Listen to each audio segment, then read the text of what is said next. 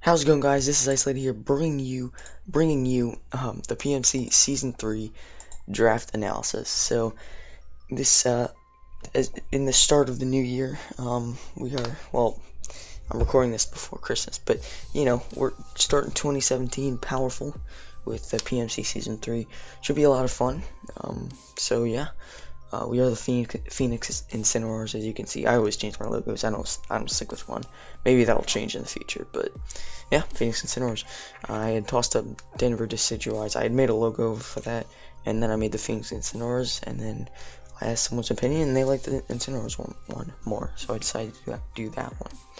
So anyway, that's basically same thing as PMC Season 2. We just we randomized the draft order and we went with it, and yeah, so that's pretty cool. I got 8th out of 16, so literally the middle, but it's all good. Alright, it's all good. So I had a plan coming to this.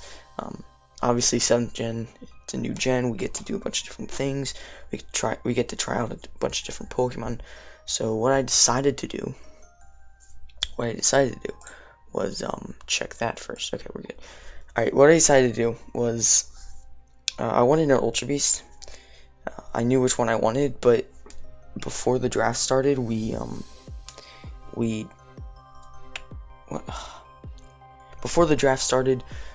took a poll on which Ultra Beast should be banned. I believe Ferozma and Kartana were the only two. I wanted Xurkitree, and it was about to go, but luckily it was one vote away from being banned. But luckily it didn't, so 8th round came over to me, no snipes, and I picked up Xurkitree. Xurkitree, nicknamed Tesla, and yeah, so when I first saw the Ultra Beast, I immediately saw Xurkitree as a highlight because it's so powerful, but the rest of its stats are mediocre, but that's good for Ultra Beasts. Usually Ultra Beasts like Ferozma, they have something really bad like defense and special defense. Kartana is even worse special defense than Ferozma. Guzzlord has really bad defense and special defense. So certain things had really good stats, but then really bad stats. But this thing all it has is really good special attack, but then mediocre. The rest of it's like base 80s or something. So I think picking up this thing is really nice because it gives me possible true Scarfer. We did at the end of the draft, we were allowed to equip Z moves to 3 of the Pokemon. It doesn't mean we have to use Z moves with those 3, but those are the only 3 we are allowed to. So I decided to do Xurkitree as one because, if you don't know about its quirks with the Z move, then I'm not going to tell them because who knows, someone could be watching that I'm going to battle. So yeah, Xurkitree, base 173 special attack. I knew that by heart. It's just a beast. Okay. I played on Showdown. One of the first teams I made was Xurkitree. It was on the team, and it just wrecked lives. So it's a great line.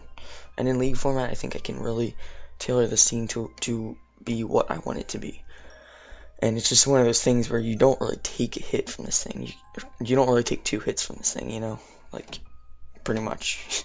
So anyway, yeah, Xurkitree, pretty cool. Next up, I decided to pick up Mudsdale. Now I got Mudsdale because I really wanted Mudsdale. It was tier 2B. In this season, we instead of just tier 1, 2, 3, 4, and 5, we had 1A, 1B, 2A, 2B, 3A, 3B, and 4 and 5A, 5B, I think it was. Yeah, I don't think tier 4 had any A's or B's. But anyway, Mudsdale was tier 2B, so it only cost me 120 points, I believe.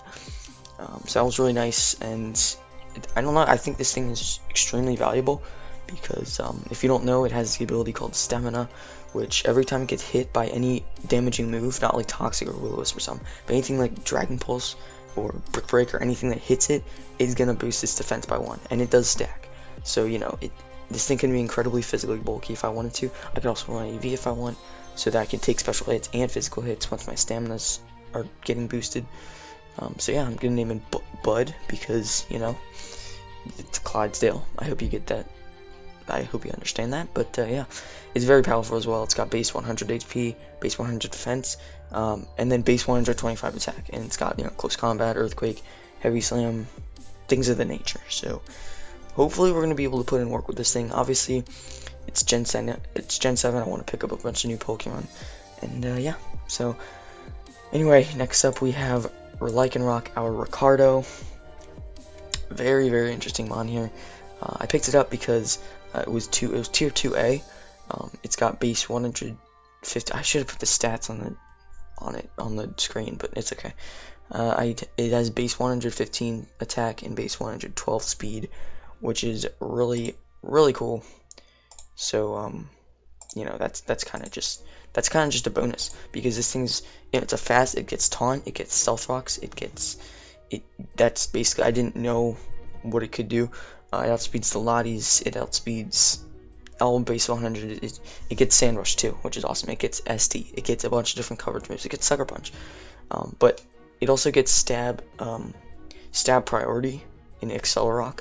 Lycanroc Day does not, Lycanroc Night does not get Accelerock, and it's much slower, so that's why it was tiered so low. But I wanted Lycanroc Day just because of its capabilities. Now, I don't know how easy it's gonna I don't know how easy it is going to be to put it on a team that easily. You know, I don't know if it's gonna fit on teams or not, but yeah, it's definitely something I've been wanting to use in a league format. So anyway, that's that. Pretty cool. I believe it's my only Stealth Rocker on the team, and it's pretty frail, but who knows. So next up, Mega Pidgeot. I picked up the Mega Pidgeot because first of all, it was tier, I forget what tier it was. Now there was tiers in the Mega. There was Mega tiers, like it's separate to the actual, like, the rest of the Pokemon tiers. And I believe Mega Pidgeot was the third one, the third tier, which, like, is pretty bad. But I think Mega Pidgeot has outstanding potential. It has base 121 speed and base 135 special attack, and it gets that No Guard Hurricane. And, you know, depending on what I know what my opponent's switching is going to be for this thing, so I can, you know, tailor this thing to be able to take on that certain Pokemon. It gets Mirror Move, which is cool. It gets Heat Wave. Gets U-Turn, Defog, Roost, just a bunch of cool stuff. Tailwind, if I want to do that, I believe gets that. So yeah, and also this thing gets what am I trying to say? Here, let me put the music down a little bit, because I don't know how it sounds or not. But anyway, it gave me 60 points since it was such a low tier in Pokemon. It gave me 60 points for my free picks later on, which is going to help out tremendously. So yeah, next up, I decided to pick up the Araquanid Ripper, which is another Gen 7 mon. And it's really cool. I like Araquanid because, first of all, it was tier 3B, which gives me insane value for this thing. I believe I put it on my first ever team in Sun and Moon, well, on Showdown, when the Sun and Moon mons were released. I put it on a team, and it just, I didn't really know what Water Bubble does. I knew what Water Bubble did, but I didn't really think it was that overwhelming or anything. So I didn't, you know, think of it as offensively, because its offensive stats are pretty piss poor. Well, base 70s, yeah, pretty bad. But I used it as a especially defensive all, and, you know, it worked out, but I didn't really like it that much. I didn't really like to use it. But then I found out the true power of Araquanid in Liquidation, which is insane. It's more powerful. It's a physical move. It's more powerful than Waterfall. It has 85 power, and has a 25% chance to lower the defense of the opponent, which is really cool. And, you know, with the Water Bubble, it's going to double that, plus stab. It's going to be insane damage. So yeah, we also get Leech Life, which is obviously buffed in this gen. We get Mirror Coat, because I have run Assault Vest Mirror Coat sets in the past on Showdown. It's so good. It's so darn good. So yeah, Araquanid is really cool. We get Scald, of course, which will be boosted with the Water Bubble, and its hidden ability is Water Absorb, so if I need that, I will go with that. But yeah, basically Water Bubble, I haven't even told you what it does. It's like, it doubles water type moves, it can't get burned, and it resists fire type moves because this is a water bug type, so it's basically, it would be neutral to fire, but because of the Water Bubble, it's going to resist it. So we get a fire resistance plus adaptability for my water type moves, plus Water Veil, which, you know, doesn't let me get burned in one ability, which is insane. And, you know, it's got really good special defense, and I think it's pretty slow, but I think it'll work. hopefully. So the next Pokemon I decided to pick up was Superior. Now this was kind of a toss-up. I knew I could afford a Tier 1B, and I believe this was a Tier 1B. Yeah, it was 160 points, and I nicknamed it Snipe, whatever. But yeah, I really wanted a Grass type because, you know, Grass types are pretty darn cool. And yeah, I didn't want to go too long without picking up a higher Pokemon because I just picked up a Tier 3 Mega and then a Tier 3B Pokemon. So I wanted to make sure I was being level with my picks instead of just picking everything that I felt like I wanted to, or everything that I thought was good for my team. I wanted to pick up something that was just raw power that I could get. So that's, you know, that's what ended up happening here. As yeah, I picked up the Superior here. It's great. Okay, if you don't know, I don't know how you would not know by this point, but Contrary is awesome. Basically, I can go for Leaf Storm. I only have base 75 special attack, but I can go for the Leaf Storm and just wreck someone, basically. Because, okay, let me explain it actually. Alright, so I go for Leaf Storm. Usually it would lower your special attack by 2, right? Contrary makes it boost your special attack by 2. So, you know, you can see how this is insane. And I'm also very fast in base 113 speed. So yeah, I'm gonna outspeed a lot of things. It doesn't get the best of coverage, you know, it gets Dragon Pulse, it gets Glare, it gets Glare, so it could, whatever. You can run a sub Leech Sheet if you really need to, you could do Hidden Powers, of course, but you know, ultimately Giga Drain and Leaf Storm are gonna be really advantageous as Pokemon, and I think I can make it work, to be honest. I really do. So that's that. Yeah, Superior. I actually wanted to pick it up in PMC Season 2, but I decided to not do that because it wasn't really too fit for my team. But yeah, this time it's on the team. So next up is the Blade. I decided to pick up the Blade. Now I really wanted a Steel type at this point because I did not have a Fairy or a Dragon, so you know. But yeah, so I decided to pick up the Blade. Now the Blade's really cool in my opinion. It's a Ghost Steel type, and I feel like it's incredibly underrated. It has the Eviolite capabilities. It's like Aegislash, but it doesn't have the King Shield ability. It just has no guard, which doesn't really help it out too much. But what you can do, you can click Swords Dance. It's got base 110 attack, and it's got base 150 defense. So it's definitely going to be taking physical hits, you know, no doubt. And yeah, we're going to be able to hit back with some good moves because Swords Dance plus Shadow Sneak is good. This thing's really slow, but that just aids its gyro balls. So, you know, that's pretty cool. And yeah, I really like the shiny version, so I'm gonna make it shiny. So sorry about that, but yeah, that's just how it's gonna work. All right. By the way, Xurkitree will be shiny if I can get it shiny. I don't know if I can or not. Mega Pidgeot will be shiny, and Lycanroc will be shiny, and then of course the Blade. So yeah, yeah, the Blade, Steel type, it's pretty good in my opinion. Hopefully I can use it to its best potential in this league. So next up is Gramble, Jingles. Jingles is here. Jingles is the best. So I picked up Gramble because it was a tier 4. I kind of needed a tier 4 at this point. And I really wanted to pick up Gramble because I kind of wanted another physical attacker at this point. Because I did already have Xurkitree, Mega Pidgeot, and Superior all on the left right there. And I felt like, you know, Gramble could really aid the team because it gets Intimidate, it gets Heal Bell, it gets a powerful Play Rough, base 120 attack Play Rough. That's going to be doing a lot of damage. And then Earthquake, it gets Earthquake, it gets Close Combat, it gets, I believe all the punches, which is cool. It's just a very reliable mon. You can run AV, you can run, if it's Def, it does get Natural Gift, so that's cool. So yeah, Jingles, it's pretty solid. I wanted a Fairy type because I need to start racking up my Fairy Dragon Steel core here, but yeah, anyway, that's that, I guess. Not much else to say with Gramble. Next up is Dragalge. Now, obviously Fairy Dragon Steel, I just picked up my Dragon, or I just picked up my Steel, then my Fairy, now I have my Dragon named Nautilus. So yeah, Dragalge is really cool, basically.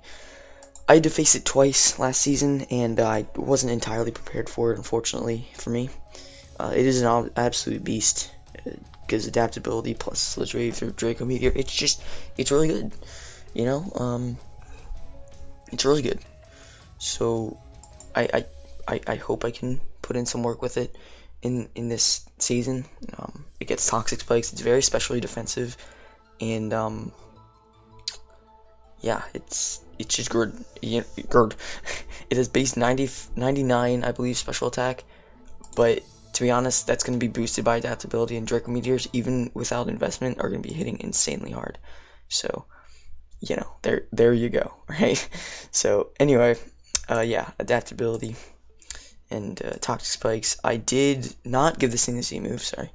I forget who I did give the, wait, no, yes, I did give Dragolds the Z move, and I give Araquanid the Z move. I forgot to mention that, I think, but yeah, just because the raw power of adaptability Z move, it's going to be insane, and the raw power of liquidation from Araquanid plus Z move, it's going to be insane as well. So yeah, that's pretty cool, pretty damn cool. Poison Dragon, pretty good. It aids Araquanid with its special defense, as of course double 8 aids Mudsdale in its physical defense. So that's pretty good. So next up, I decided to get Hitmonchan and Jackie because I needed a rapid spinner badly at this point. I had Mega Pidgey out there, but that's it. So even though Hitmonchan isn't the most reliable rapid spinner, it is a rapid spinner, so it's pretty good. It gets Iron Fist as the ability, so it's Drain Punches, it's Mach Punches, it's Ice Punches, it's Bullet Punches. They're gonna be hitting harder, which is cool. It's pretty powerful. But yeah, I wanted to get Infernape, and then I want to get Infernape instead of Superior, but it got sniped, which is unfortunate. But at the same time, what are you gonna do? So yeah, that's that. And yeah, Jackie, it's a Hitmonchan, it's a Hitmonchan. What else can you say? So yeah, okay, so going to the last round, I knew what I wanted, but it had already gotten sniped for me like round 6 or something from the one and only Sharpedo, who was actually in our division again this year, which is funny. But yeah, anyway, my last pick, I wanted Cryogonal to help with my special defense, but that ended up getting sniped, like I said. So I had to get another rapid spinner. So I just went with a different ice type. I wanted an ice type and a rapid spinner. That got sniped for me, so I got another ice type and a rapid spinner. And like honestly, I know it's instead of specially bulky, it's physically bulky, but I feel like Cryogonal and Avalugg are like polar opposites. Cryogonal's a special offense and special defense. Avalugg's physical offense and physical defense. Cryogonal's fast, Avalugg's slow. I believe they both have around the same HP. Actually, no, I think Avalugg has a bit more. But anyway, Avalugg trumps a wall, of course. It gets rapid spin, it gets recover. It can be honestly scary for opponents. If they don't prep for it, then it's just going to be able to wall a team. I've used this mon. I believe it was the OSA my first league. I just walled people when I used it. It was so fun. They couldn't touch me. Okay. We get Earthquake, we get Avalanche, we get what else? We get Roar, we get Recover, of course. Yeah, we get Toxic, obviously. So yeah, this should be a pretty fun mon to use if I ever use it. Which obviously can outclass Mudsdale in some respects, but and I also get Sturdy. So if I want to get hit by a special attack, I have Sturdy there. Plus I do get Mirror Coat, so that's just me insane if I get someone on that. If I catch someone on that powerful Mirror Coat. So anyway, that is the team. I hope you guys enjoyed this video. I try to keep it as short as possible, but I gotta explain as many things as possible as well. So yeah. Phoenix and Centaurs, by the way, our division is obviously Sharpedo, like I said. We also have the Verd in our division, which is not fun because he was actually the winner of PMC Season 2. So, and then we have the Toronto Staraptors, who I don't think I've ever battled. I think he's new to the PMC, but yeah, either way, this should be a really exciting season. I hope we get a lot of wins. Week 1, we were going up against Johnny, the team we lost to. the team we lost to at the end of the last season. Yeah, we're going up against that team again. So, but yeah, it's fine because I do have high hopes for the team. Oops, I guess that was unmuted. That's fine. So yeah, that should be that. Once again, I hope you guys enjoyed. Please stick around for week 1. I'll have a team builder on Saturday and the battle on Sunday. And yeah. I hope you guys enjoyed, and I will see you guys there.